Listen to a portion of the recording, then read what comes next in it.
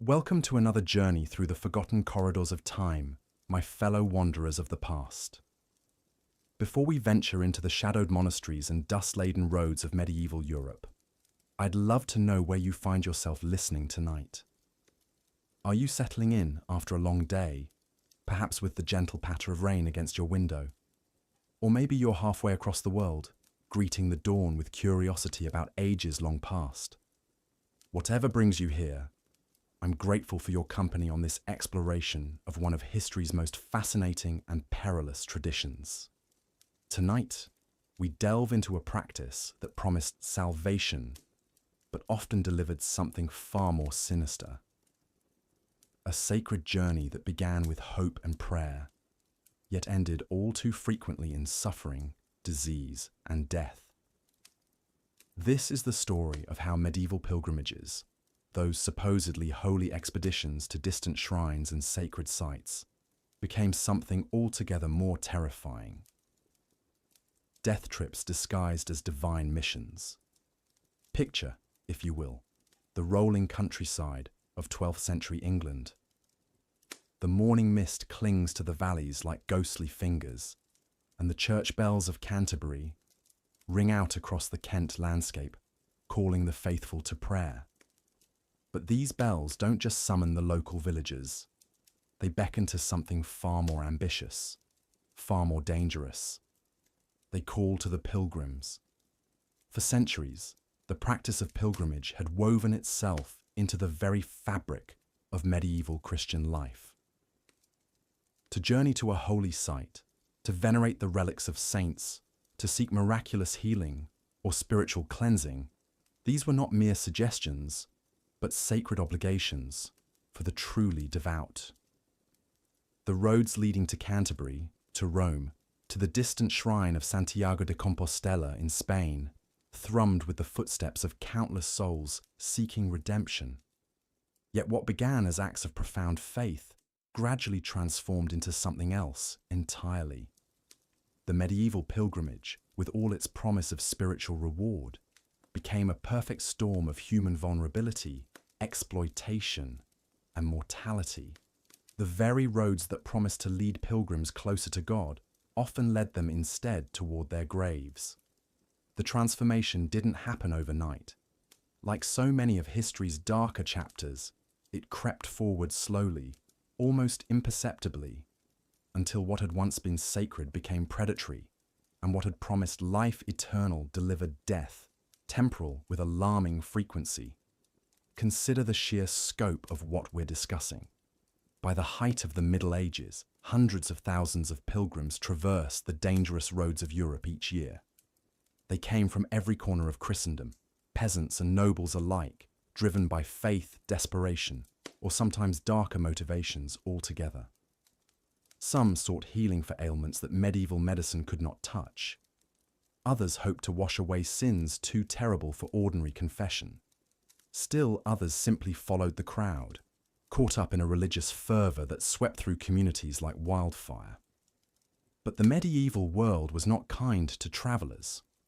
The roads themselves were little more than muddy tracks, treacherous in good weather and nearly impassable in bad.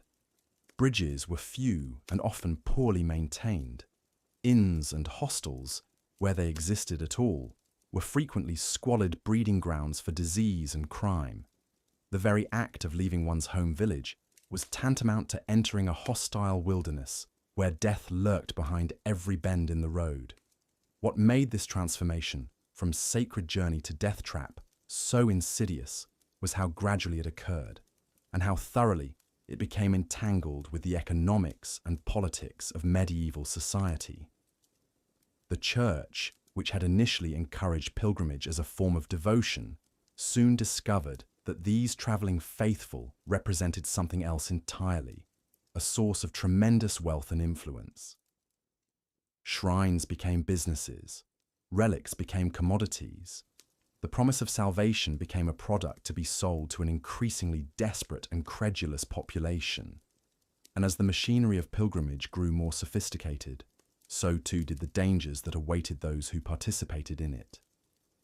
The pilgrims themselves, driven by genuine faith, but often woefully unprepared for the realities of medieval travel, became easy prey for a host of predators. Bandits lurked along the major pilgrimage routes, knowing that travelers often carried their life savings with them. Dishonest innkeepers drugged and robbed their guests. Corrupt officials extorted bribes at every border crossing and river ford. But perhaps most insidious of all were the very institutions that claimed to serve the pilgrims' spiritual needs. Monasteries that charged exorbitant fees for basic shelter and food. Priests who sold fake relics and false promises of miraculous healing. Church officials who encouraged the poor and sick to undertake journeys they could never hope to survive. All in the name of divine will. The statistics, where they exist, paint a grim picture. Contemporary accounts suggest that as many as 1 in 4 pilgrims who set out for distant shrines never returned home. Some died of disease, their bodies weakened by malnutrition and exposure. Others fell victim to violence, murdered for the few coins they carried, or simply because they were strangers in hostile territory. Still, others simply vanished, their fates unknown, their families left to wonder if their loved ones had achieved salvation or merely added their bones to the countless unmarked graves that line the pilgrimage roads. What we're witnessing in the evolution of medieval pilgrimage is nothing less than the corruption of one of humanity's most fundamental impulses, the search for meaning and transcendence. The pilgrimage began as an expression of the deepest human longings for connection with the divine, for healing, for forgiveness, for purpose. But in the hands of those who saw opportunity rather than obligation, it became something far more sinister. The tragedy is not just in the individual deaths, though each of those represents a profound loss. The tragedy is in how a practice that should have ennobled the human spirit instead often degraded it, turning faith into commerce, hope into exploitation, and the sacred into the profane. As we explore this dark chapter in medieval history, we'll uncover the mechanisms by which this transformation occurred.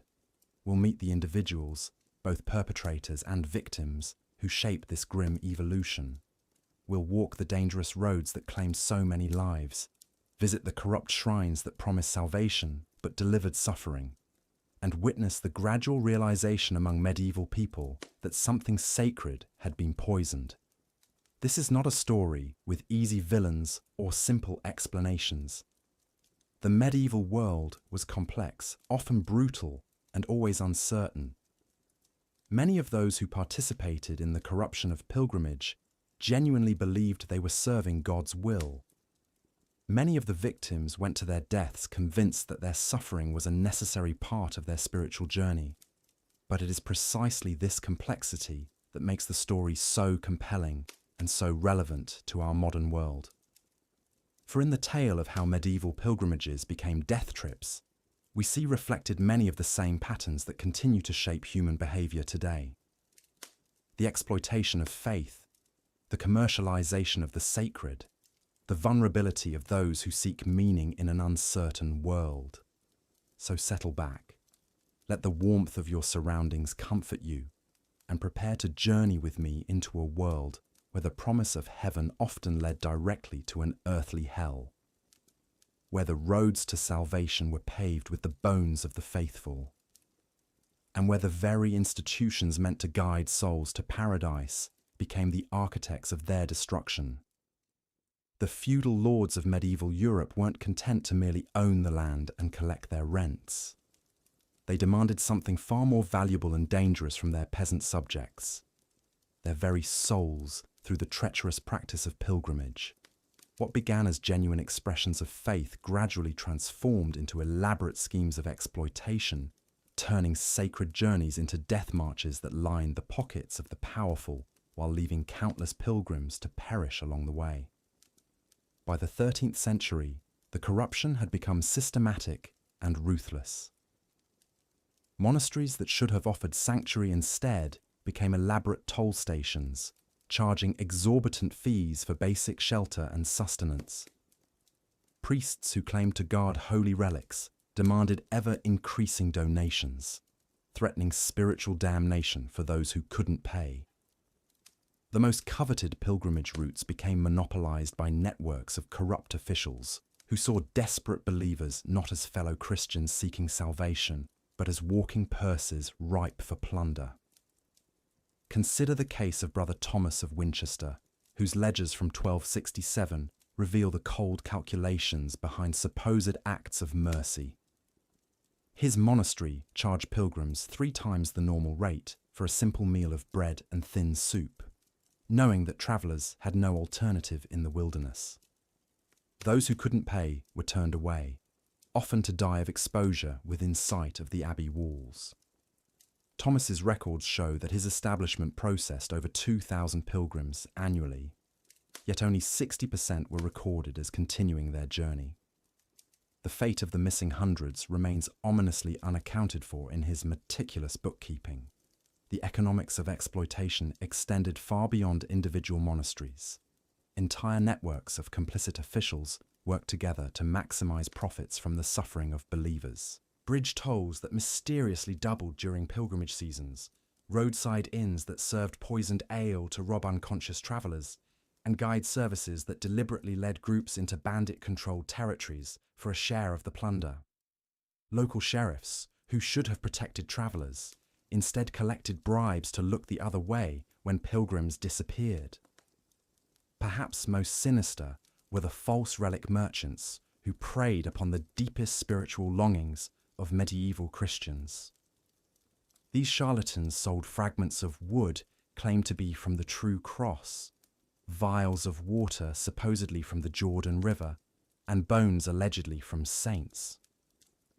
Desperate pilgrims, already impoverished by the journey's costs, would spend their last coins on these worthless trinkets, believing they were purchasing their salvation. When the deception was eventually discovered, the merchants had long since vanished, leaving behind only broken faith and empty purses. The transformation of pilgrimage from spiritual journey to commercial enterprise created a perfect storm of vulnerability. Medieval Christians genuinely believed that visiting holy sites could absolve their sins and guarantee their place in heaven. This sincere faith made them willing to endure incredible hardships and pay devastating costs. Corrupt officials understood this psychology perfectly, deliberately fostering an atmosphere of spiritual urgency that made rational economic decisions nearly impossible. The death tolls were staggering, though deliberately obscured by those who profited from the carnage. Modern historians estimate that during peak pilgrimage periods, mortality rates among travellers could reach 30 to 40%.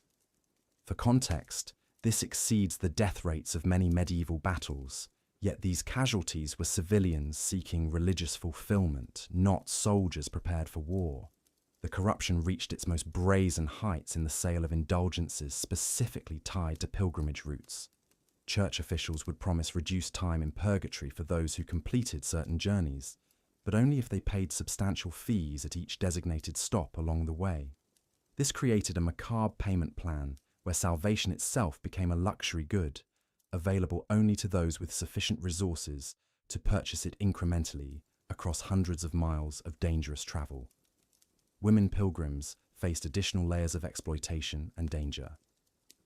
Beyond the standard financial predation, they encountered systematic sexual violence that was tacitly accepted by the authorities who were supposed to protect them.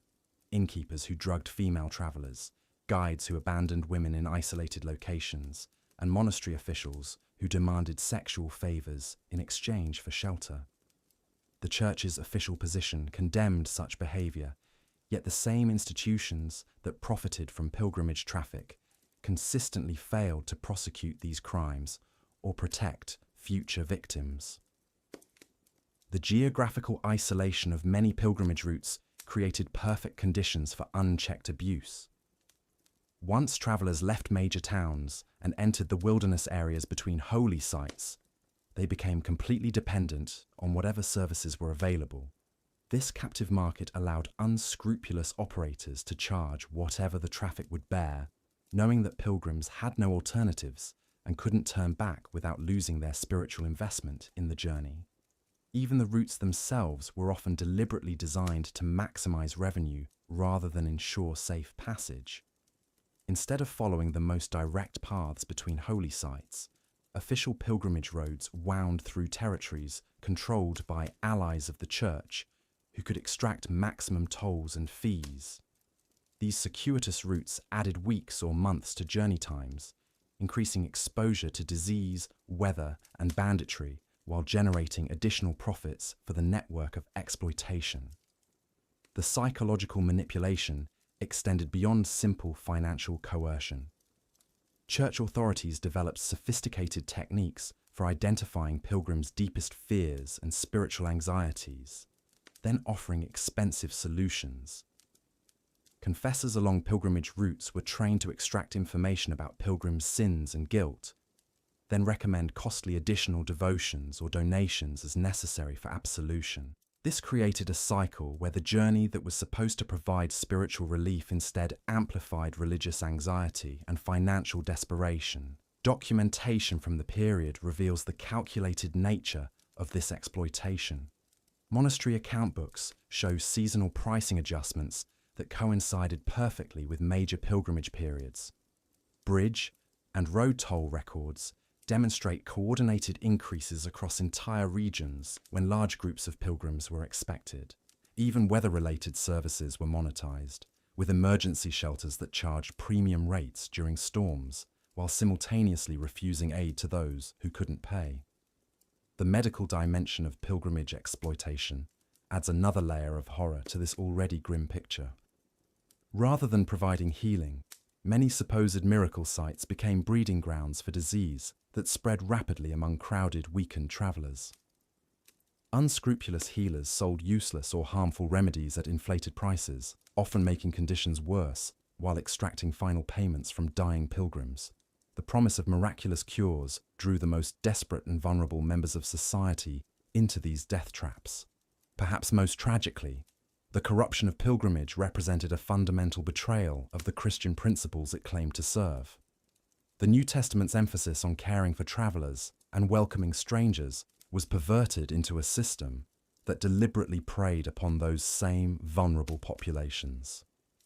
By the time 1400 rolled around, medieval pilgrimage had transformed into something far more sinister than anyone could have imagined. What began as sacred journeys of faith had devolved into a sprawling death industry that claimed more lives than most wars of the era. But the real horror wasn't just the staggering mortality rates. It was how systematically the church and its associates had weaponized human desperation for profit. The corruption had reached such depths that entire monasteries operated as sophisticated criminal enterprises.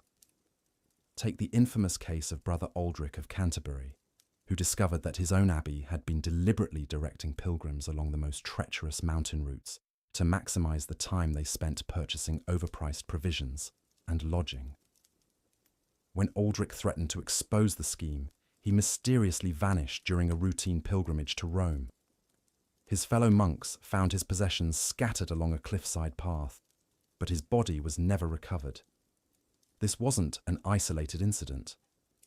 By the late 14th century, networks of corrupt officials had perfected the art of pilgrim exploitation. They'd established what amounted to death traps masquerading as holy sites. Remote shrines were deliberately constructed in areas known for bandit activity, harsh weather, or disease outbreaks. The more dangerous the location, the more valuable the indulgences sold there became, because church authorities could claim that greater suffering led to greater spiritual reward. The psychological manipulation was perhaps even more insidious than the physical dangers. Church scribes had developed elaborate fictional saint histories, complete with fabricated miracles and relics, specifically designed to prey on pilgrims' deepest fears and desires. Parents desperate to save dying children were told of St. Cordelia's healing bones, located conveniently in a plague-ridden marsh 3 weeks' journey from the nearest settlement. Barren women heard tales of the Virgin's blessed girdle, housed in a monastery that required crossing bandit-infested forests and paying enormous tribute fees. What made this system particularly devastating was how it trapped entire families in cycles of debt and desperation. When a pilgrimage failed to deliver the promised miracle, church authorities would claim the pilgrim's faith had been insufficient, requiring additional, more expensive journeys to more remote and dangerous locations. Records from the monastery of St. Dunstan show families selling their homes, livestock, and even their children into indentured servitude to fund these increasingly perilous quests for divine intervention. The death statistics from this period are staggering and largely buried in church archives that weren't meant for public consumption. A manuscript discovered in the ruins of Glastonbury Abbey suggests that mortality rates on certain pilgrimage routes exceeded 60%. The Route of Seven Sorrows, which connected shrines across northern England and Scotland, became known locally as the Widow's Path because so few men returned alive. Yet church authorities continued promoting these routes, even going so far as to claim that the high death toll was evidence of the route's spiritual potency. Perhaps most chilling was the discovery of what modern historians call the Martyr's Ledger, a secret accounting book that tracked pilgrim deaths as profit margins. Each entry coldly calculated the value extracted from pilgrims before their demise, listing everything from relic purchases to burial fees paid by grieving families. The most profitable entries were marked with small crosses, indicating routes and practices that should be preserved and expanded. The church had essentially created a machine that converted human suffering into gold, all while maintaining the facade of spiritual guidance and divine service. Pilgrims who embarked on these journeys believing they were earning salvation were actually funding an enterprise that viewed their deaths as acceptable collateral damage in the pursuit of wealth and power. This systematic exploitation continued for decades, hidden behind layers of religious authority and sacred tradition. The true scope of the carnage only became apparent centuries later, when historians began piecing together fragmentary records that the church had tried desperately to suppress.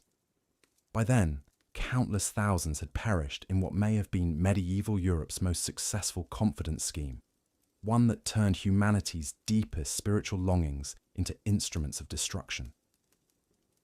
The medieval pilgrimage industry had become something far worse than a mere scam. It was a methodical harvesting of human life, disguised as a pathway to heaven, but leading straight into carefully orchestrated hell. Looking at the medieval pilgrimage context and drawing inspiration from the reference material's tone and structure, here's part 4 of the script. But the most insidious aspect of this exploitation wasn't the false relics or inflated prices. It was how the church systematically bred desperation among the faithful, creating a psychological dependency that ensured a steady stream of victims. The clergy understood something profound about human nature, something they weaponized with ruthless efficiency. They knew that suffering people would pay anything, sacrifice everything, for even the faintest glimmer of hope. Medieval society was a breeding ground for this desperation. Disease ravaged communities with merciless regularity. The Black Death alone had claimed 1/3 of Europe's population, leaving entire villages as graveyards and survivors traumatized beyond comprehension. Chronic pain from injuries, malnutrition, and untreated conditions plagued nearly everyone. Child mortality rates soared above 50% in many regions. Women died in childbirth with horrifying frequency. The average peasant could expect to live barely 30 years, their brief existence marked by grinding poverty and backbreaking labor. Into this landscape of suffering, the church offered pilgrimage as the ultimate solution, but they didn't simply present it as one option among many. They crafted an elaborate mythology around it, positioning pilgrimage as the most powerful, most effective way to secure divine intervention. They taught that the more one suffered during the journey, the greater the spiritual reward. Pain became proof of devotion. Hardship became evidence of faith. This created a perverse incentive structure where the church actively discouraged easier, safer forms of worship in favor of dangerous pilgrimages. Local prayer, charity work, simple acts of devotion, these were presented as inferior, almost worthless, compared to the transformative power of a pilgrimage to a distant shrine. The message was clear. If you truly love God, if you truly wanted healing for yourself or your family, you would undertake the journey, no matter the cost. The psychological manipulation ran deeper still. Church authorities would share carefully curated stories of miraculous cures, but only from the most challenging, expensive pilgrimages. They spoke of lepers healed at Santiago de Compostela after months of grueling travel, of blind children regaining sight at Canterbury after their families sold everything they owned to make the journey. These stories spread like wildfire through communities, creating a culture where pilgrimage became not just an aspiration, but an expectation.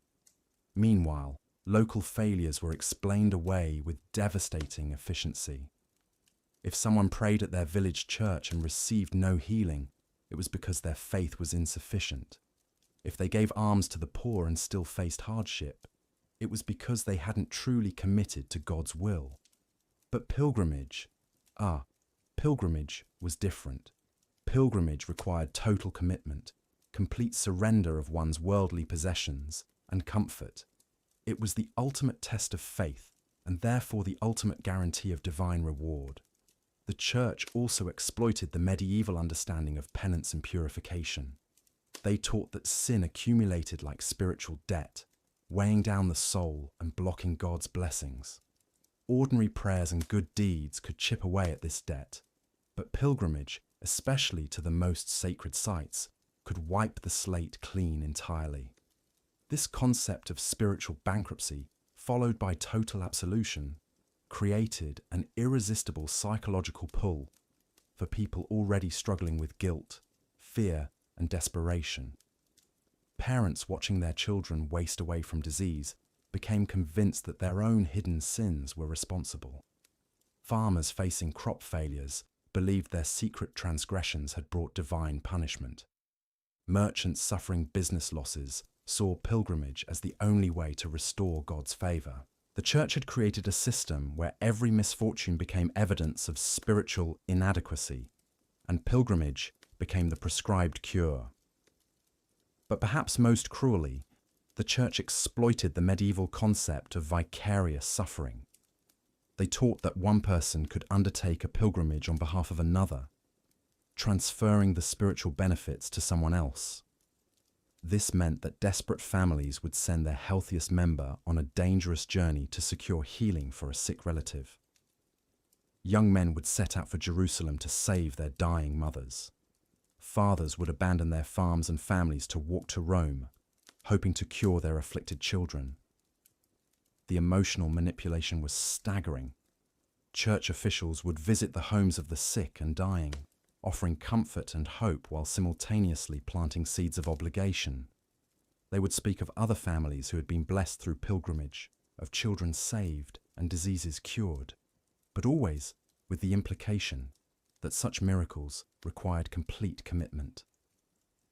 They would describe the tears of joy from parents whose faith had been rewarded, the overwhelming gratitude of those who had trusted fully in God's plan. This psychological pressure was reinforced by the broader community. In medieval society, reputation and social standing were everything. A family that refused to attempt pilgrimage for a sick relative faced whispers and judgment. They were seen as faithless, selfish, unwilling to make the necessary sacrifices for their loved ones. The social cost of not attempting pilgrimage often became unbearable, forcing families into decisions that defied all practical reasoning. The church also timed their appeals with surgical precision. They would approach families during moments of acute crisis, when rational decision-making was compromised by grief and terror. A mother holding her fevered child would be told of miraculous cures at distant shrines. A husband, watching his wife suffer, would hear stories of healing springs and sacred relics. In these moments of vulnerability, the promise of hope, however distant or dangerous, became irresistible. The result was a steady stream of desperate pilgrims, many undertaking journeys they could neither afford nor survive. Families would sell their land, their livestock, their homes, liquidating everything to fund what they believed was their only chance at salvation. They would set out on roads they knew were dangerous, toward destinations they might never reach, carrying the weight of impossible expectations and crushing hope. The Church had created a machine that converted human desperation into profit, suffering into revenue, hope into exploitation. They had taken the natural human desire to help loved ones and weaponized it, turning families against their own best interests and sending them into the jaws of almost certain death. It was a system so perfectly calibrated to extract maximum value from human misery that it operated for centuries, claiming countless lives while enriching the very institutions that claimed to offer salvation. This was the true horror of medieval pilgrimage abuse, not just the physical dangers or financial exploitation, but the psychological manipulation that made victims complicit in their own destruction. The journey from desperation to death industry represents one of medieval history's darkest transformations.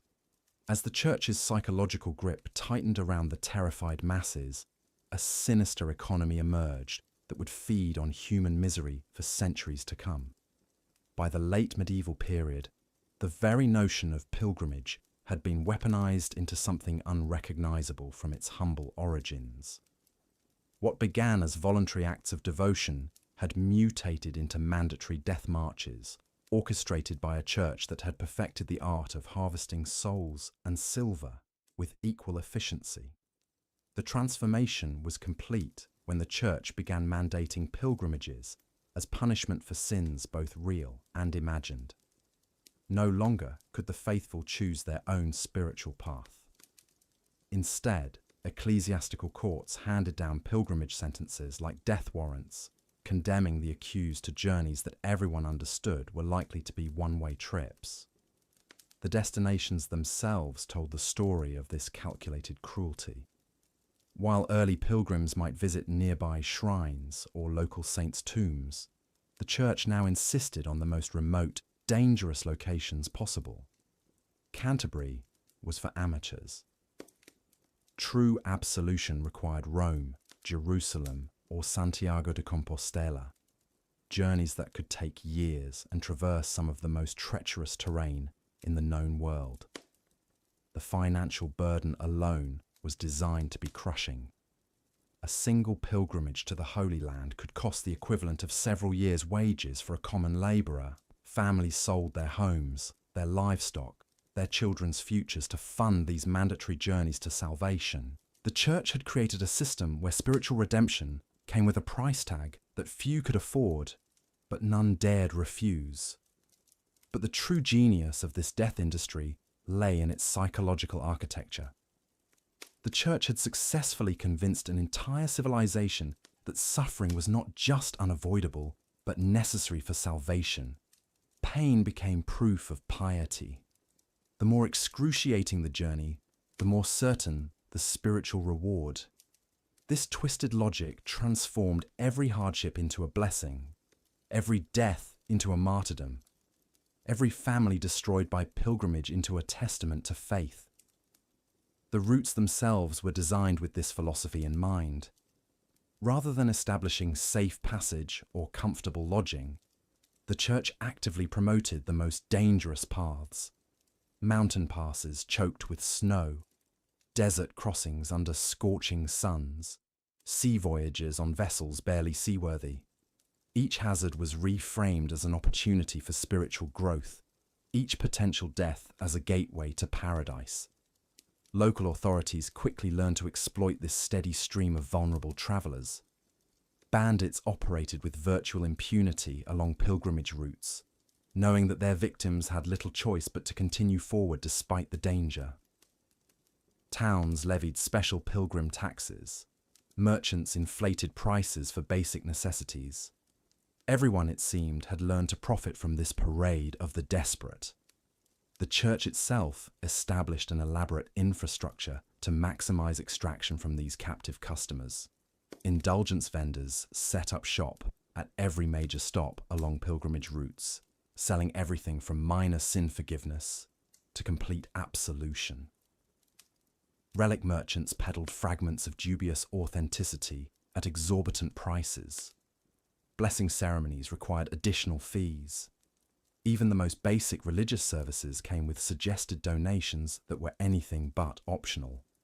Perhaps, most cynically, the church began selling what they called pilgrimage insurance, payments made in advance to guarantee prayers for the pilgrim's soul should they die en route.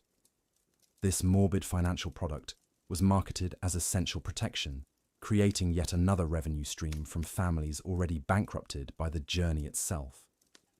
The human cost of this system was staggering. Contemporary chronicles speak of pilgrimage routes littered with corpses, of entire families vanishing into the wilderness, of children orphaned when their parents never returned from mandatory spiritual journeys. But rather than scaling back these deadly requirements, the church doubled down, claiming that such sacrifices only proved the depth of medieval Christianity's devotion. Women faced particular horrors in this system. Forced to travel without male protection, female pilgrims became targets for every form of exploitation imaginable.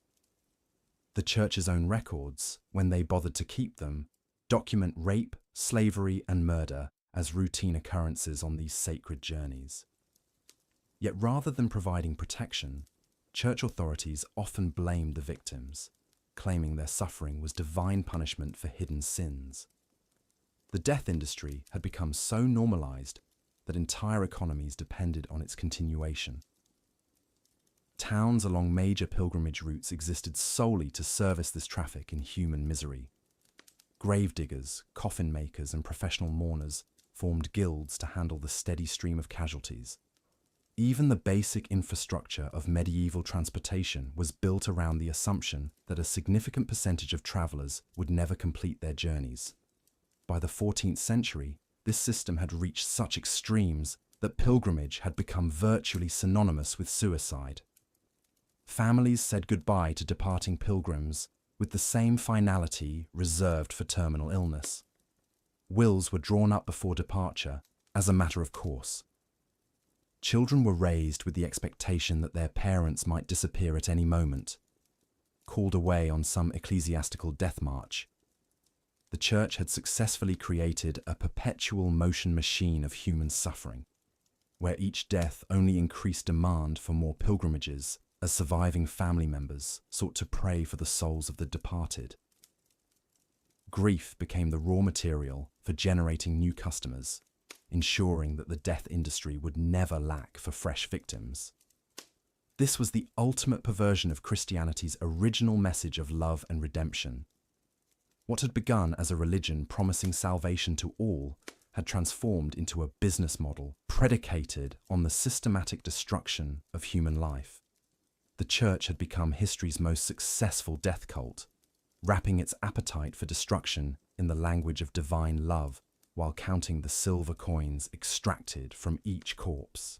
The medieval pilgrimage system stands as perhaps humanity's most successful example of institutionalized mass murder disguised as spiritual enlightenment. As the bells toll midnight across the scattered settlements of medieval Scotland, we find ourselves at a crossroads in our tale of human suffering.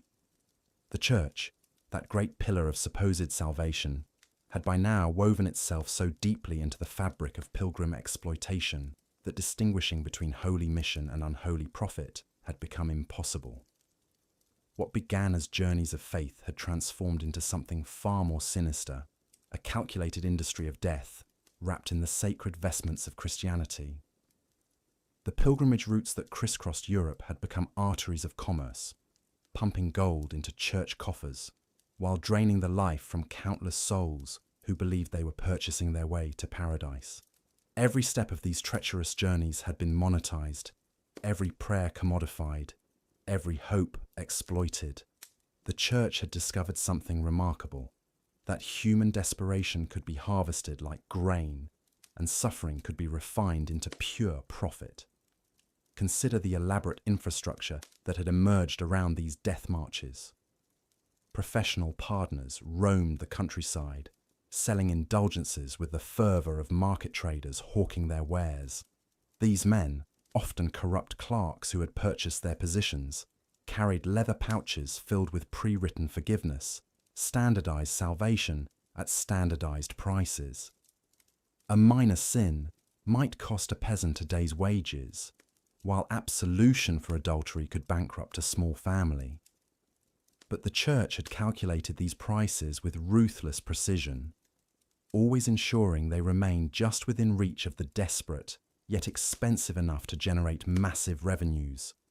The relic trade had exploded into a grotesque carnival of fraud and exploitation. Every cathedral, every monastery, every roadside shrine boasted authentic pieces of the true cross, enough fragments to build a small forest. Pilgrims could venerate the skull of John the Baptist in no fewer than 12 different locations across Europe, each church swearing to the authenticity of their particular cranium. The Virgin Mary's milk, preserved in tiny crystal vials, flowed more abundantly than wine at a wedding feast, and for the right price, one could touch the very chains that bound St. Peter, or gaze upon the tears that Christ himself shed in Gethsemane. But the Church's most diabolical innovation was the creation of pilgrim insurance, a system so corrupt it would make modern con artists weep with envy. Before embarking on their journeys, pilgrims were encouraged, sometimes required, to purchase ecclesiastical insurance policies. These documents, blessed by bishops and sealed with sacred wax, promised that should the pilgrim die en route, their souls would be fast-tracked to heaven regardless of their spiritual state at the time of death. The premiums were calculated based on the danger of the route, the pilgrim's age and health, and most crucially, their ability to pay. What the pilgrims didn't know was that the church had no intention of honouring these policies in any meaningful way. The money collected was immediately absorbed into general church funds, used to construct ever more elaborate cathedrals and to finance the lavish lifestyles of the ecclesiastical hierarchy. When pilgrims died, which they did with alarming frequency, their families received nothing but empty prayers and hollow consolations. The insurance had been a cruel fiction, a final extraction of wealth from those who could least afford to lose it. The psychological manipulation employed by the church reached levels of sophistication that bordered on the demonic. Sermons became carefully crafted instruments of terror, designed to drive congregants into such paroxysms of fear that pilgrimage seemed like the only escape from eternal damnation. Priests would describe hell in such vivid, horrifying detail that listeners would flee the churches in tears, desperate to undertake any journey, pay any price, to avoid the torment so graphically depicted. Children were not spared from this campaign of spiritual terrorism. The church actively promoted the children's crusades, encouraging young boys and girls to abandon their families and march toward the Holy Land. These innocent souls were told that their purity would part the Mediterranean Sea, allowing them to walk to Jerusalem as Moses had led the Israelites through the Red Sea. Thousands of children, some as young as 7 or 8, left their homes carrying nothing but wooden crosses and unshakable faith. Most never returned. Those who survived the journey often found themselves sold into slavery by the very merchants who had promised them free passage to the Holy Land. The church had also perfected the art of manufacturing crises to drive pilgrimage demand. When natural disasters struck, when plagues swept through communities, when wars devastated regions, ecclesiastical authorities were quick to interpret these calamities as divine punishment for insufficient piety. The solution, they proclaimed, was massive pilgrimage movements to appease God's wrath. Entire communities would empty as residents fled toward distant shrines, leaving behind their homes, their livelihoods, and often their lives. The routes themselves had become death traps, carefully maintained in their dangerousness to ensure maximum profit extraction. While the Church possessed the resources to make these paths safer, they deliberately chose not to. Bridges remained unrepaired, forcing pilgrims to pay exorbitant ferry fees or risk dangerous river crossings. Roads stayed rough and poorly marked, ensuring that pilgrims would need to purchase guides, maps, and frequent assistance. Bandits were allowed to operate with virtual impunity, knowing that their depredations would drive pilgrims to purchase expensive armed escorts or ecclesiastical safe passage documents. The accommodations along these routes represented another layer of exploitation. Church-owned hostels charged premium prices for beds that were often nothing more than straw on stone floors. Food was scarce and overpriced, water frequently contaminated. Pilgrims who fell ill found themselves charged not just for basic medical care, but for the privilege of dying in a blessed place. Even in death, the exploitation continued, as families were charged enormous fees to have their loved ones buried in consecrated ground, rather than dumped in mass graves with other pilgrim casualties. Women pilgrims faced particular horrors that the Church not only failed to prevent, but actively enabled. The ecclesiastical authorities had developed a system of temporary marriages that allowed male pilgrims and route officials to essentially purchase women for the duration of their journeys. These arrangements were blessed by corrupt priests and presented as legitimate religious unions, though they were nothing more than sanctified sexual slavery. Women who resisted these arrangements often found themselves abandoned without supplies or protection, left to die in the wilderness, or fall prey to bandits and wild animals.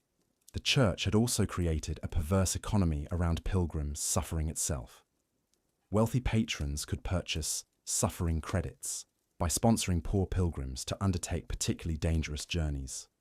The theory, promoted by church theologians, was that the rich could literally buy their way out of purgatory by funding the agonies of the poor.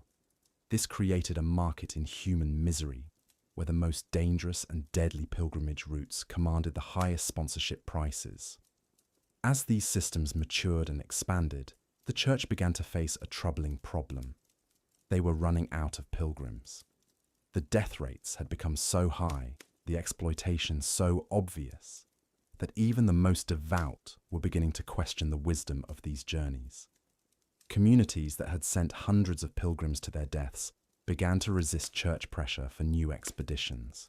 Families who had lost multiple members to the pilgrimage industry started to speak out against what they increasingly recognized as institutionalized murder. The Church's response to this crisis revealed the true depths of their corruption.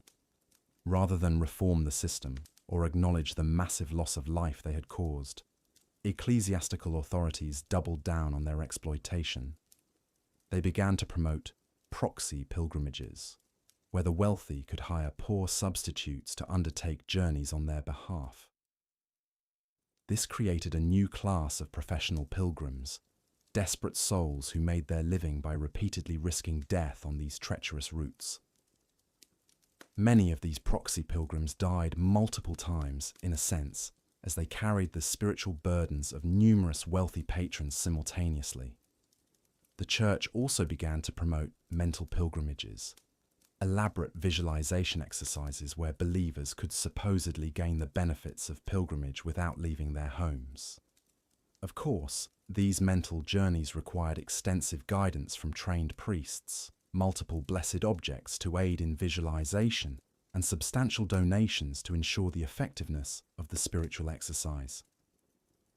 Even in creating alternatives to physical pilgrimage, the Church found new ways to extract wealth from the faithful.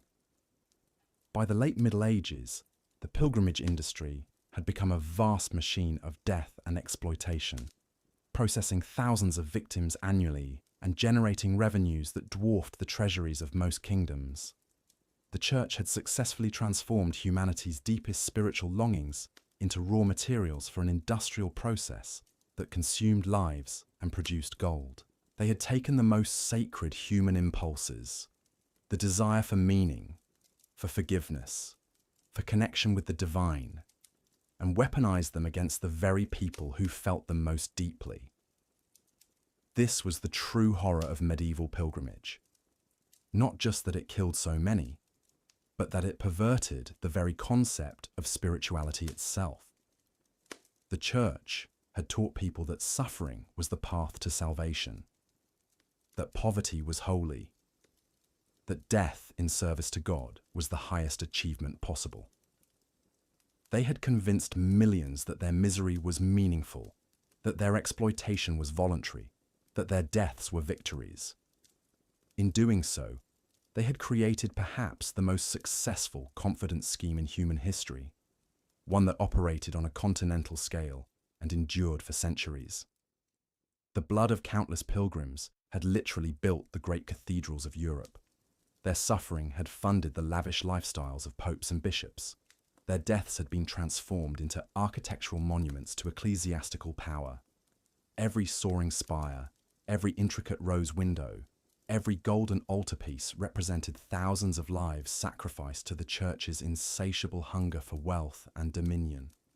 And still, even as we recognize the full scope of this historical atrocity, we must remember that it was accomplished with the enthusiastic cooperation of its victims. The pilgrims walked willingly to their deaths, grateful for the opportunity to suffer for their faith. They praised the very system that exploited them, defended the institution that killed them, and urged their children to follow in their fatal footsteps. This willing participation makes the tragedy even more profound, revealing how completely the Church had corrupted human understanding of spirituality itself. The medieval pilgrimage system represents one of history's most successful experiments in mass psychological manipulation, resource extraction, and human exploitation. It demonstrated that with sufficient institutional authority, elaborate mythology, and systematic application of fear and hope, entire populations could be convinced to participate enthusiastically in their own destruction. Looking at this continuation from where we left off in Part 6, I need to craft Part 7 that maintains the established dark tone and continues building toward the complete moral collapse of the pilgrimage system. Here's the script. But the Church's manipulation of pilgrimage desperation reached even more sinister depths through what became known as the proxy pilgrimage trade. When wealthy nobles or merchants found themselves too comfortable to endure the rigors of dangerous travel, yet too terrified of damnation to ignore their spiritual obligations, the Church offered a convenient solution that would transform sacred journeys into literal death sentences for the poor. The concept was deceptively simple. A wealthy patron could hire a surrogate to undertake their pilgrimage, transferring the spiritual benefits while avoiding the physical risks. What the Church deliberately obscured was how this system would evolve into a grotesque marketplace where human lives became expendable commodities in the pursuit of salvation. Initially, proxy pilgrimages appeared as acts of charity. Wealthy patrons would sponsor genuine pilgrims, providing funds for their journey in exchange for prayers and spiritual merit. But as the practice spread, the Church recognized an opportunity to multiply profits while minimizing accountability. Why settle for one paying customer when you could extract payment from both the wealthy sponsor and the desperate proxy? The Church began actively recruiting the most vulnerable members of society for these proxy arrangements. Debtors facing imprisonment, widows with starving children, unemployed laborers with no prospects, all found themselves presented with what seemed like divine providence. Church officials would approach these desperate souls with offers that sounded like salvation itself, a substantial payment up front, enough to settle debts or feed families, in exchange for undertaking a pilgrimage on behalf of a wealthy patron. What these proxies weren't told was that they were being systematically selected for their expendability. The Church had calculated that certain types of pilgrims were far more likely to die during their journeys. The elderly, the infirm, those with young children in tow, single women travelling alone, all represented statistical probabilities that Church administrators had quietly begun tracking. These vulnerable pilgrims commanded lower proxy fees precisely because everyone understood they were less likely to return. The mathematics were coldly efficient. If a proxy pilgrim died during their journey, the wealthy patrons still received full spiritual benefits, having fulfilled their obligation through proper payment. The Church collected fees from both parties and faced no liability for the outcome. Meanwhile, the proxy's family received their advance payment, often just enough to survive the period during which their loved one would be travelling, with no expectation of additional support. Church records from this period reveal the systematic nature of this exploitation. Detailed ledgers tracked proxy pilgrim mortality rates by destination, season, and demographic characteristics. Routes known to be particularly deadly commanded premium prices from wealthy patrons seeking maximum spiritual benefit through maximum suffering. The logic was perverse but internally consistent. If pilgrimage was meant to involve sacrifice and hardship, then surely the death of one's proxy represented the ultimate spiritual investment. The most horrifying aspect of the proxy system was how it created financial incentives for pilgrim deaths. Travel guides, innkeepers, and ship captains along pilgrimage routes quickly learned that proxy pilgrims carried limited resources and no powerful connections to demand accountability. These vulnerable travellers faced systematically worse treatment, deliberately inadequate provisions, and abandonment in dangerous situations. Their deaths were not just tolerated, but economically beneficial to everyone involved in the pilgrimage infrastructure. Wealthy patrons began specifically requesting proxies who were unlikely to survive, believing that a proxy's death during pilgrimage would transfer even greater spiritual merit. Church theologians accommodated this demand by developing elaborate doctrines explaining how a proxy's martyrdom multiplied the patron's salvation benefits. The more suffering endured by the proxy, the greater the spiritual reward for the sponsor. The Church formalized these arrangements through contracts that explicitly absolve patrons of responsibility for proxy welfare, while guaranteeing spiritual benefits regardless of outcome. These documents, preserved in monastery archives, reveal the calculated cruelty of the system. Proxies were required to carry letters of credit that could only be redeemed at specific locations along their route, ensuring they remained dependent on Church-controlled infrastructure. If they died before reaching these checkpoints, their unused credits reverted to the Church. Some of the most disturbing cases involved family proxy arrangements, where impoverished parents would designate their children as proxies for wealthy patrons. The Church actively encouraged these arrangements, arguing that children's innocence made their proxy pilgrimage especially spiritually valuable. Parents facing starvation would sign contracts selling their children's pilgrimage service, often for journeys that no child could reasonably be expected to survive. The proxy trade also created opportunities for outright fraud and murder. Criminal networks began operating fake proxy services, collecting payments from wealthy patrons while either abandoning proxies in dangerous locations or killing them outright to eliminate witnesses. Since proxy deaths were expected and even desired outcomes, these murders went undetected within the broader system of institutional violence. Church authorities were not merely aware of these abuses, but actively participated in their expansion.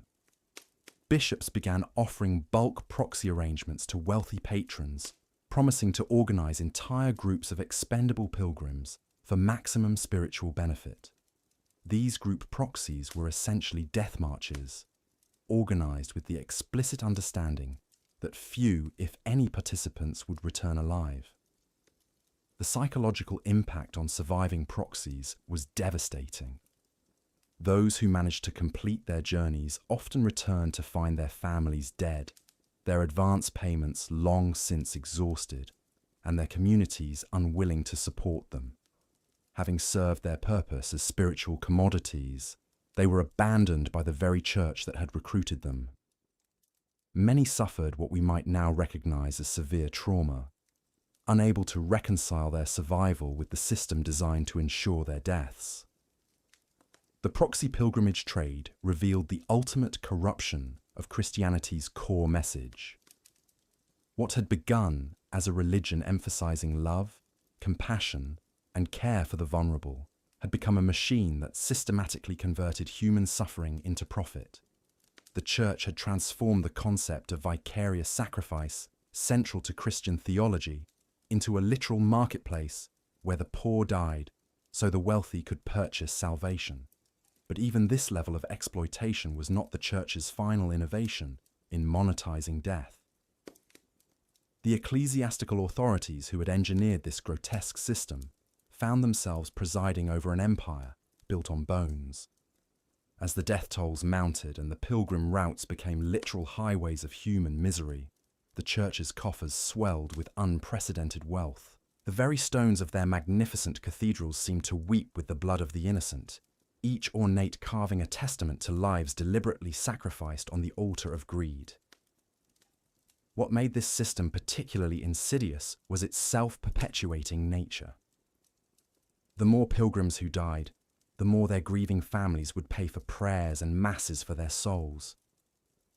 The Church had discovered the perfect business model: manufacture death, then sell salvation to the survivors. They established entire monasteries dedicated to housing the belongings of deceased pilgrims, creating what amounted to medieval warehouses of grief, where the possessions of the dead were catalogued, blessed, and resold to the next wave of unwitting victims. The psychological manipulation reached even deeper levels of depravity. Church officials began promoting the concept of vicarious suffering, teaching that the more one suffered on pilgrimage, the greater the spiritual reward. They twisted scripture to suggest that dying on pilgrimage was not just acceptable, but preferable. A fast track to heaven that bypassed the usual trials of earthly existence.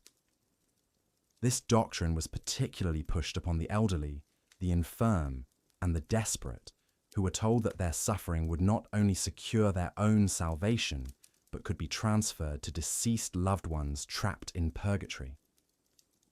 To maximize the efficiency of their death machine, ecclesiastical authorities developed sophisticated networks of corrupt officials along the major pilgrimage routes.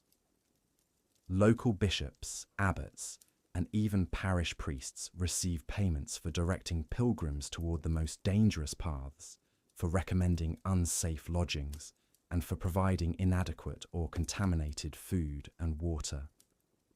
These religious figures, who had sworn oaths to protect and guide souls, instead became merchants of mortality, calculating the precise balance between plausible deniability and maximum profit.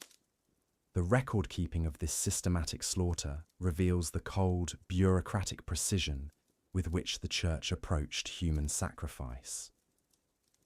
Monastery ledgers from the period show careful tallies, not just of pilgrims who arrived, but of those who departed, those who fell ill, and those who died.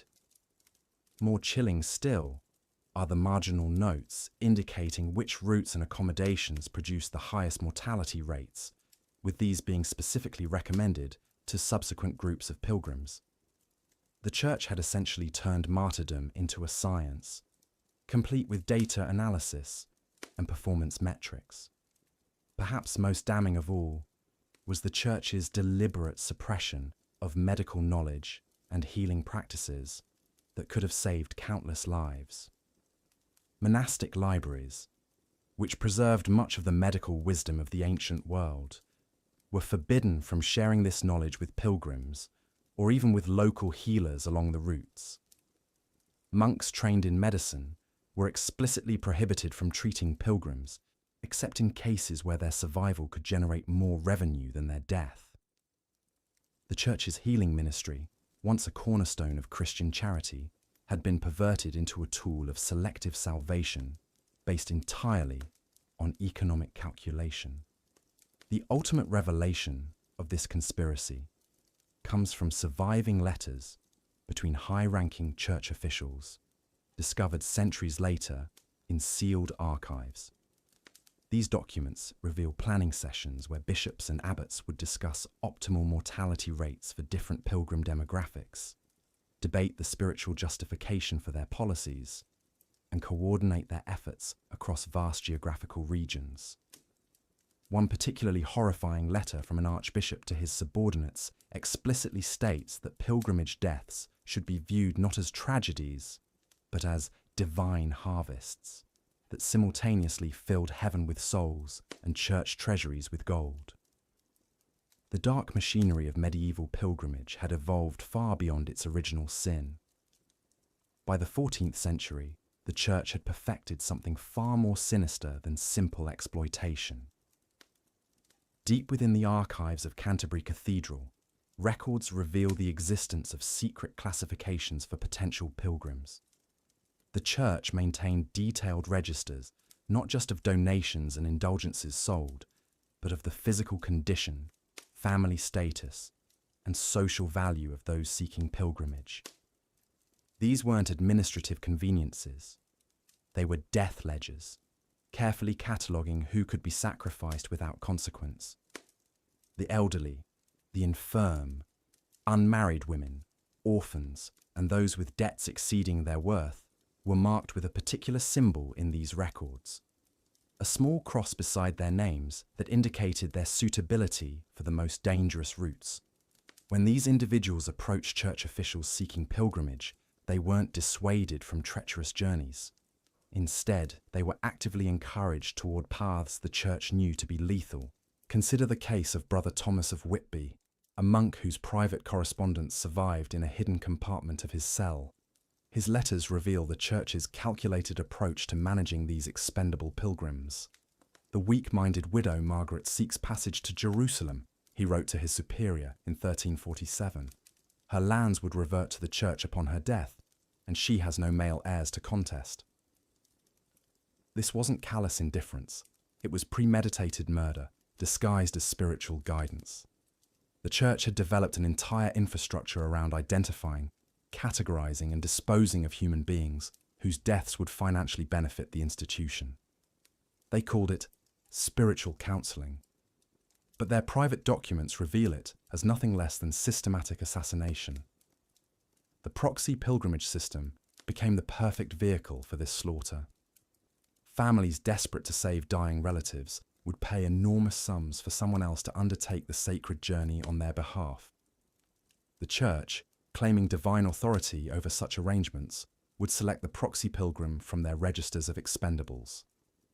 A destitute serf, a suspected heretic, a woman who had outlived her usefulness, anyone whose disappearance would solve problems rather than create them. These proxy pilgrims were given minimal supplies, outdated maps, and deliberately false information about safe routes and friendly settlements. They were told that suffering was part of the spiritual journey, that hardship would purify their souls and those they represented. Meanwhile, church officials collected payment up front, sold the pilgrims' few possessions before departure, and arranged for their property to be claimed should they fail to return, which was always the expectation. The church even developed a theological justification for this mass murder.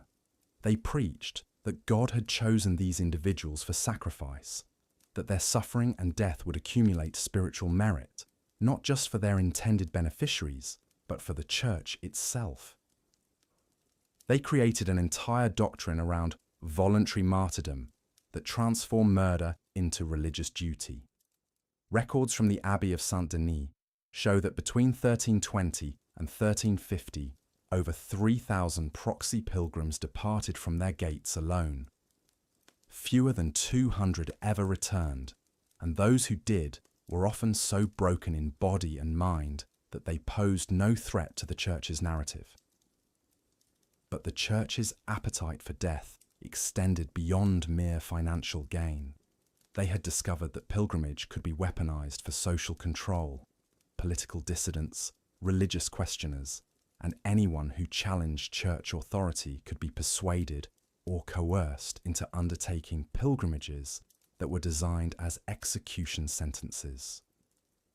The beauty of the system was that these enemies of the church appeared to choose their own deaths, removing any suspicion of foul play. Village priests were given detailed instructions on identifying potential troublemakers and steering them toward pilgrimage as a solution to their spiritual or temporal problems. A farmer who questioned church taxes might be told that a pilgrimage to Rome would absolve him of his rebellious thoughts. A merchant who challenged church business practices could be convinced that only a journey to the Holy Land would save his soul from damnation. Each was carefully guided toward the most dangerous possible route. The church maintained detailed intelligence networks along all major pilgrimage routes, with monasteries and abbeys serving as collection points for information about bandits, disease outbreaks, political unrest, and natural disasters. But rather than using this information to protect pilgrims, they used it to direct their unwanted victims into maximum danger. If reports came in of plague in one region, that's exactly where the church would send pilgrims they wanted eliminated. Perhaps most horrifically, the church began deliberately creating the very dangers that claimed pilgrim lives. They would hire bandits to attack specific groups, spread disease through contaminated supplies, and even arrange for bridges to collapse or mountain passes to be blocked at crucial moments. The pilgrimage routes became killing fields, with the church serving as both shepherd and predator. The financial records of these operations reveal the staggering scale of the church's death economy. Individual bishops accumulated fortunes that rivaled kings through the systematic murder of pilgrims. The Bishop of Winchester alone collected over £40,000 between 1330 and 1360 from the properties of pilgrims who never returned, a sum that would equal millions in today's currency. These weren't isolated incidents or bureaucratic oversights. This was industrial-scale murder operating under the protection of religious authority. The church's appetite for pilgrim blood became so voracious that they began actively recruiting victims from outside their traditional jurisdiction.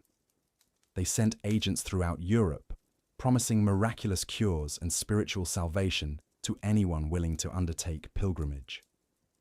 These recruiters targeted the most vulnerable populations, convincing the desperate and gullible to liquidate their assets and embark on journeys the church knew to be fatal. By the mid-14th century, the medieval pilgrimage system had transformed from a spiritual practice into something far more sinister, a machine for converting human suffering into ecclesiastical wealth. The church had not merely corrupted the idea of sacred journey. They had weaponized faith itself, turning the deepest spiritual longings of their flock into instruments of their own destruction. Every prayer for safe travel became a mockery, every blessing upon departure a death sentence, every promise of spiritual reward a lie told to the soon-to-be dead. The true horror of medieval pilgrimage wasn't the random dangers of travel or even the calculated exploitation of the faithful. It was the systematic, premeditated transformation of religious devotion into mass murder, sanctified by the very institution that claimed to offer salvation. The systematic slaughter would reach its crescendo in the closing decades of the medieval period, as the church refined its most diabolical innovation, the weaponization of salvation itself. By the 14th and 15th centuries, the pilgrimage apparatus had evolved into something far more sinister than mere exploitation. It had become a calculated engine of mass extermination, disguised as divine mercy. The church's final masterstroke was the implementation of what they called graduated absolution, a tiered system of spiritual rewards that required increasingly dangerous pilgrimages for complete forgiveness. Minor sins could be absolved through local shrines, but mortal sins, they declared, demanded journeys to the most treacherous destinations imaginable. The message was clear. The greater your need for salvation, the more likely you were to die seeking it. These death-tier pilgrimages were specifically designed to eliminate the Church's most problematic populations. Political dissidents found themselves assigned penances that required crossing bandit-infested mountain passes in winter. Inconvenient witnesses to clerical corruption were directed to plague-ravaged cities under the guise of spiritual purification. Wealthy widows who had refused to donate their inheritance were told that only a pilgrimage to the Holy Land could save their souls, a journey that conveniently passed through territories controlled by the Church's military allies. The logistics of this systematic elimination were breathtaking in their scope and precision. Church records from this period, hidden in monastery archives for centuries, revealed detailed calculations of mortality rates for different pilgrimage routes. They tracked seasonal death tolls, optimal weather conditions for maximum casualties, and even the most effective methods for ensuring that survivors would be too traumatized or impoverished to pose future threats. The Church established what they euphemistically called comfort stations along the most dangerous routes, fortified monasteries that served not as refugees, but as processing centers for the dying. These facilities were equipped with mass graves disguised as consecrated burial grounds, and teams of monks trained not in healing, but in extracting final confessions and last-minute donations from pilgrims who would never complete their journeys. The most chilling aspect of this system was its self-perpetuating nature. Each wave of deaths created new orphans, new widows, new desperate souls seeking answers to their suffering. The Church would then appear as their only salvation, offering the same deadly pilgrimages that had claimed their loved ones. It was a perfect cycle of grief, desperation, and elimination that fed itself with an endless supply of victims. The few pilgrims who did survive these orchestrated death marches served a crucial purpose in the Church's propaganda machine. Their testimonies of miraculous survival were carefully crafted and widely disseminated, creating the illusion that these journeys were blessed by divine intervention. What they didn't reveal was that these survivors had been deliberately selected, chosen for their loyalty to the Church, their value as witnesses, or their potential as future agents of the system. Even the routes themselves became weapons of mass destruction. The Church would periodically update pilgrimage paths, directing travelers through regions they knew were about to be devastated by war, plague, or natural disaster. They maintained extensive intelligence networks throughout Europe and the Middle East, allowing them to predict and exploit coming catastrophes with terrifying precision. The economic machinery supporting this carnage had reached unprecedented sophistication. The Church operated what amounted to a futures market in human suffering, selling pilgrimage insurance that guaranteed spiritual benefits, regardless of whether the pilgrims survived their journey. Families would mortgage their homes, sell their children into servitude, and exhaust their life savings to purchase these worthless promises of salvation. Perhaps most grotesquely, the Church began marketing what they called hereditary pilgrimages, spiritual debts that could be passed down through generations. A single perceived transgression could condemn an entire bloodline to undertake deadly journeys for centuries to come. This ensured a steady supply of victims while systematically destroying family lines that posed any threat to ecclesiastical power. The scope of this medieval Holocaust becomes clear when examining the demographic records that survive from this period. Entire regions saw their populations decimated not by war or plague, but by the steady hemorrhaging of their strongest, most capable citizens to the Church's pilgrimage death machine. Villages that had thrived for centuries were reduced to ghost towns, their inhabitants scattered across foreign graveyards or lost without trace in the wilderness. By the dawn of the Renaissance, the Catholic Church had successfully eliminated millions of its perceived enemies while maintaining the perfect cover of religious devotion.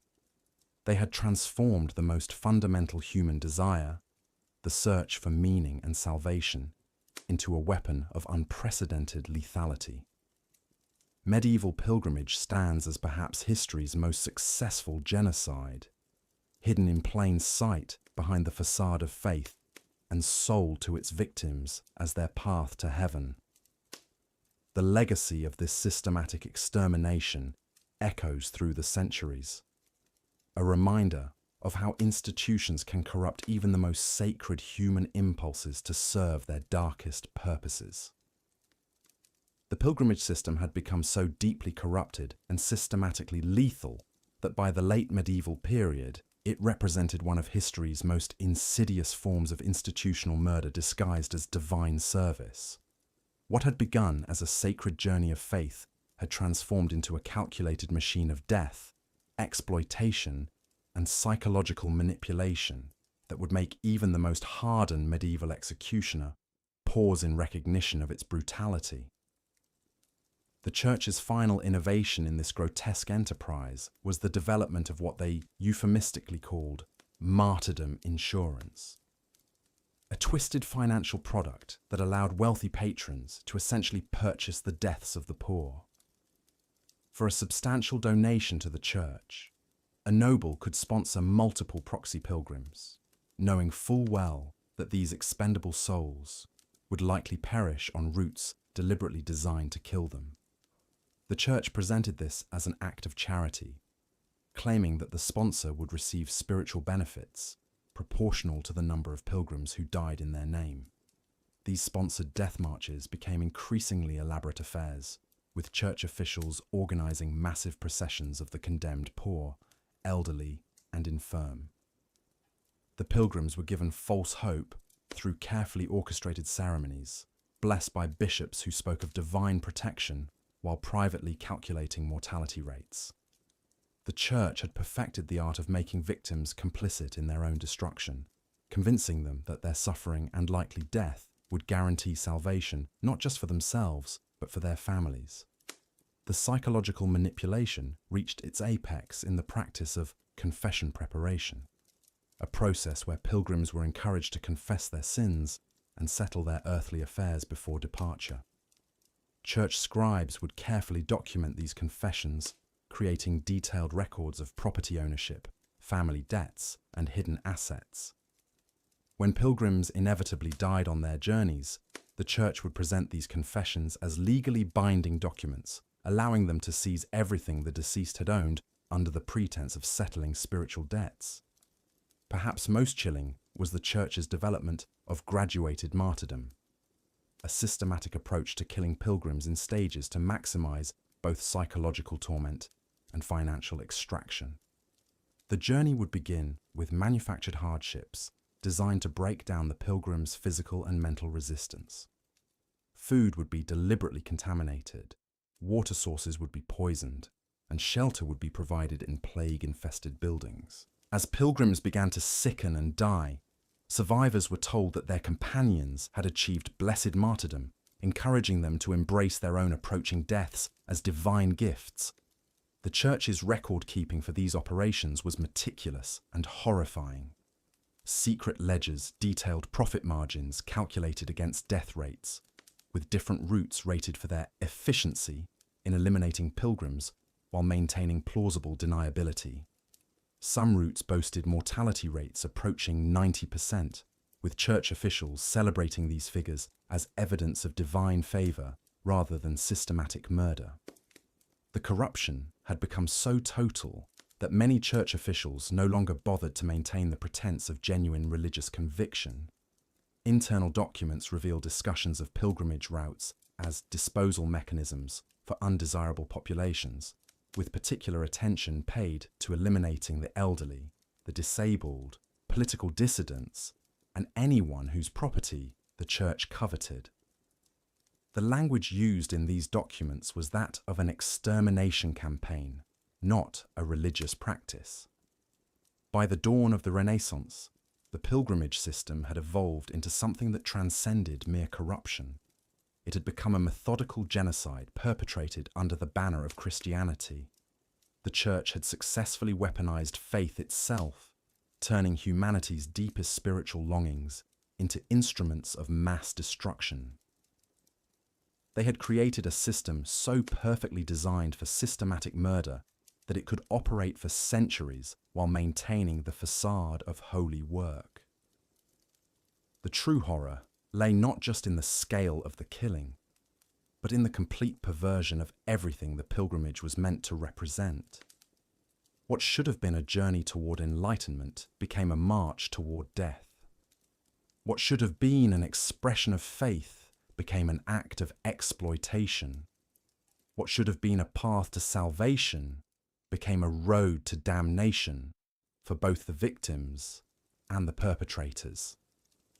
The medieval pilgrimage system stands as perhaps history's most successful example of institutionalized deception, a massive criminal enterprise that operated under the protection of religious authority for centuries. It demonstrates how completely an institution can corrupt its own founding principles, transforming sacred practices into mechanisms of oppression and death. The Church had not merely failed in its mission, it had inverted it entirely, becoming the very evil it claimed to fight against. As we reflect on this dark chapter of human history, we must remember that it was not the result of individual corruption or isolated incidents, but of systematic institutional failure that prioritized power and wealth over human life and spiritual truth. As the dawn of modernity slowly began to creep across Europe, the medieval pilgrimage industry reached its most horrifying and systematic apex of exploitation and death.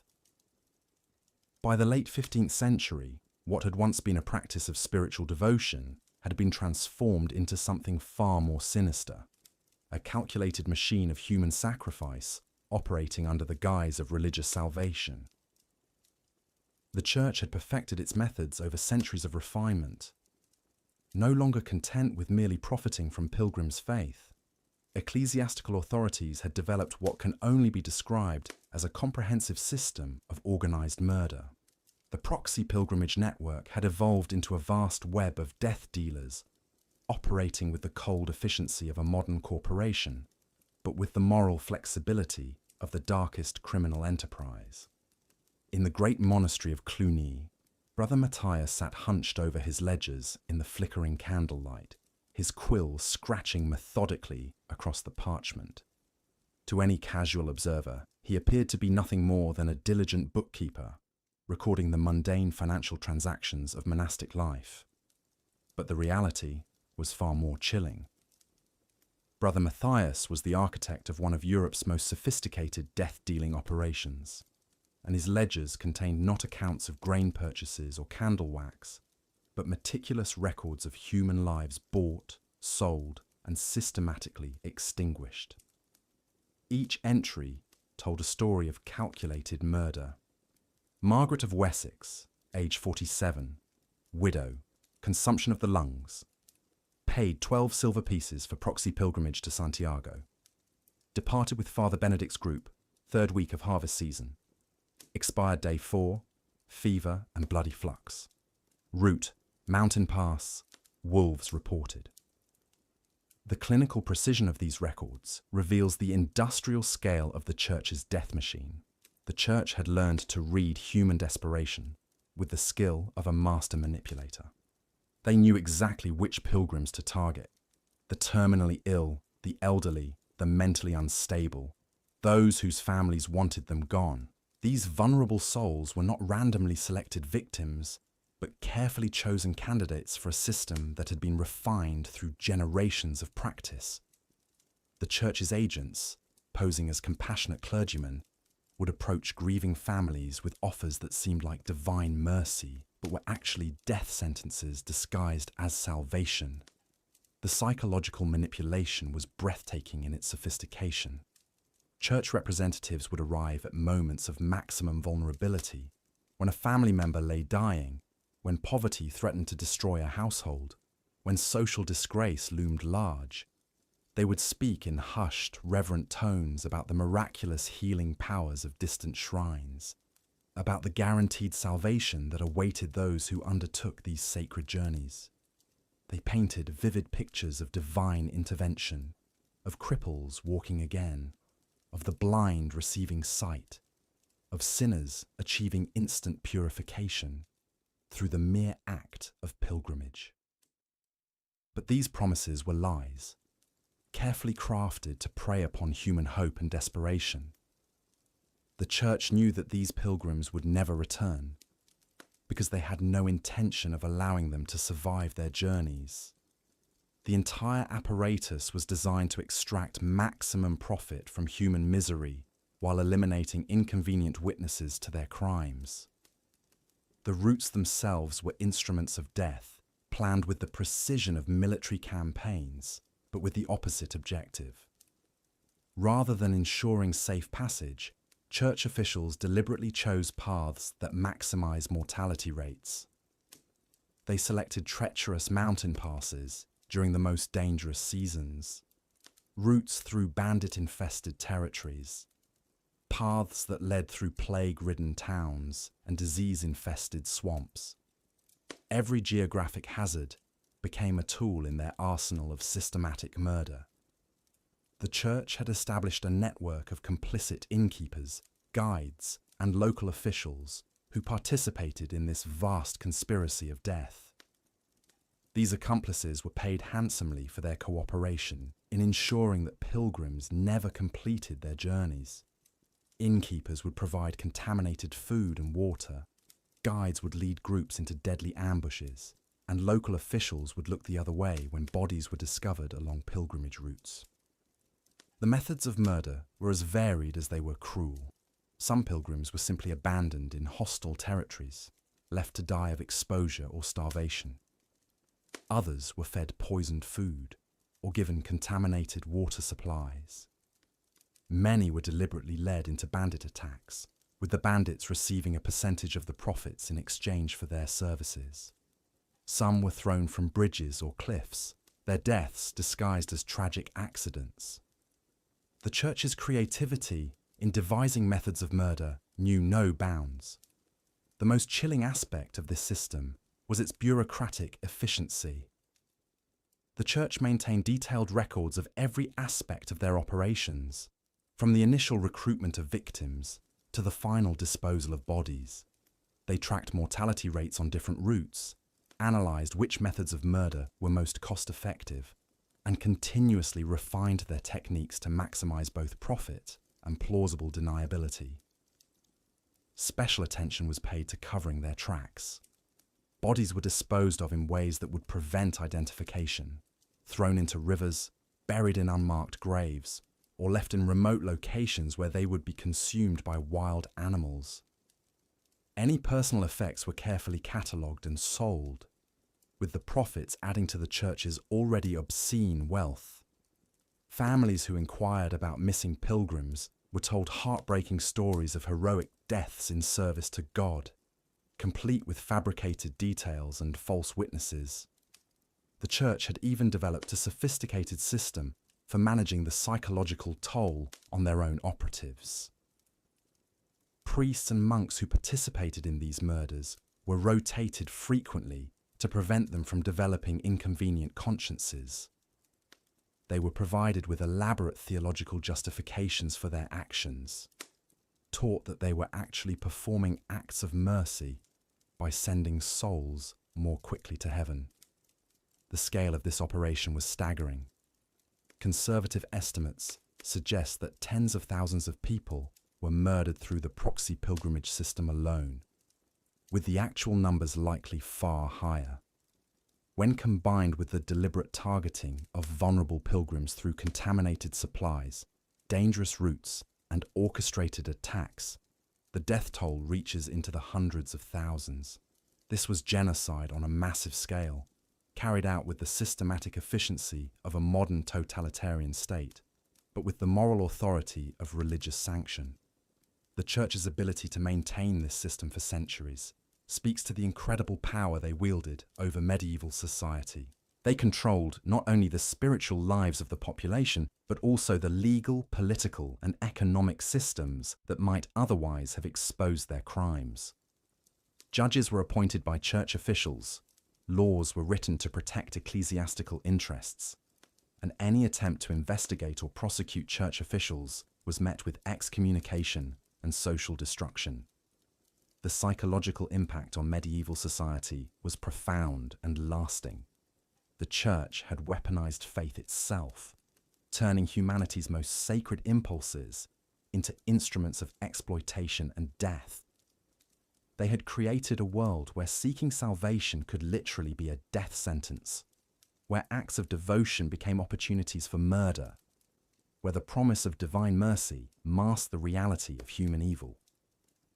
As the medieval period drew to a close, this system of institutionalized murder began to face challenges from emerging secular authorities and the growing power of nation-states. But by then, the damage had been done. Entire bloodlines had been extinguished, communities had been decimated, and the very concept of pilgrimage had been corrupted beyond recognition.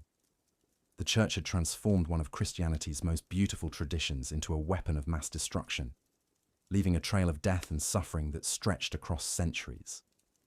The legacy of this systematic exploitation and murder extends far beyond the medieval period.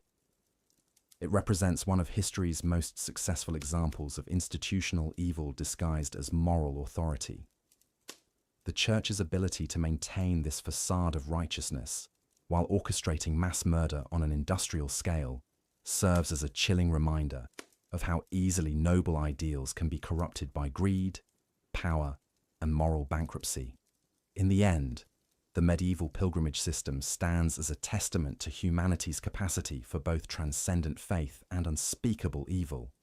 While millions of genuine pilgrims sought spiritual enlightenment and divine grace through their journeys, thousands more were systematically murdered by the very institution they trusted to guide them to salvation.